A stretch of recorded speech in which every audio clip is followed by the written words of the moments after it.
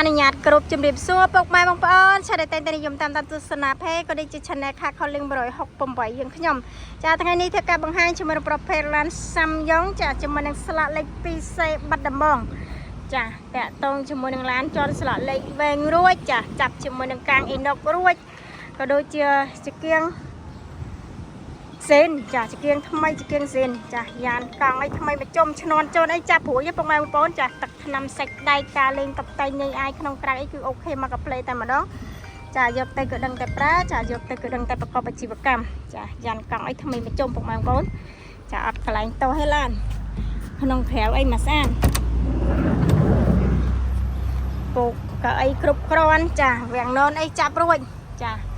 សិនប្រអប់លេខអីស្អាតចា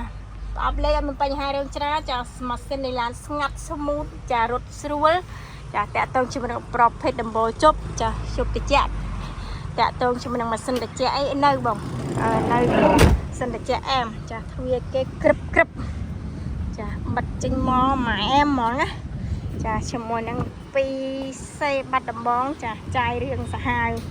ចាមើលទៅតាក់ភ្នែកហ្មងណាឡានស្អាតពុកម៉ែបងប្អូនចាយកទៅគឺដឹងតែប្រើយកទៅគឺដឹងតែប្រកបអាជីវកម្មចាកែងក្រោយអីស្អាតពុកម៉ែបងប្អូនណាកែងក្រោយស្អាតគ្រឿងជ័រថ្មីចាម៉ាស៊ីនត្រជាក់អែមម៉ាស៊ីនត្រជាក់រងាចាតាក់តងជាមួយនឹងតម្លៃនៅក្រោមវីដេអូនេះស្រាប់ចាតម្លៃនេះដែរយើងអាចជជែកចរចាមើលឡានចាក់ស្ដែងជជែកតម្លៃបន្ថែមបានចាឡានអែមតម្លៃនឹងចុះបានខ្លះទៀតពុកម៉ែបងប្អូនចាតាក់តងជាមួយនឹងនេះបាត់មេសាក់ស៊ីបាកេបាត់មេសាក់ស៊ីបាកេស្ងួតចាអត់មានបញ្ហារឿងពុកញ៉ាប្រេះទេ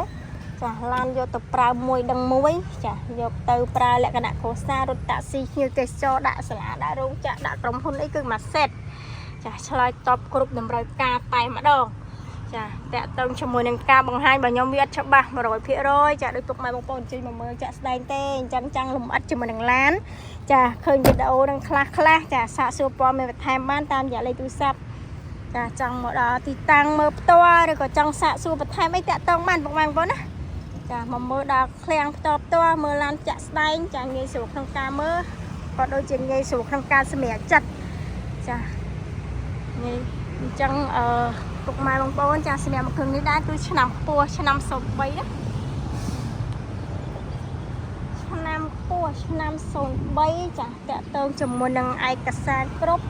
ចាឈៀកពុនផ្លូវរួចចា15កៅអីចាឡានស្អាតចាអរគុណច្រើនសម្រាប់ការតាមដានទស្សនាវីដេអូតាំងពីដើមរហូតដល់ចប់ចាកុំភ្លេចជួយធ្វើការ like page ចាក៏ដូចជា subscribe channel ម្នាក់មួយចាដើម្បីទទួលបានព័ត៌មានថ្មីបន្ថែមទៀតអរគុណច្រើនជម្រាបលាបាយបាយ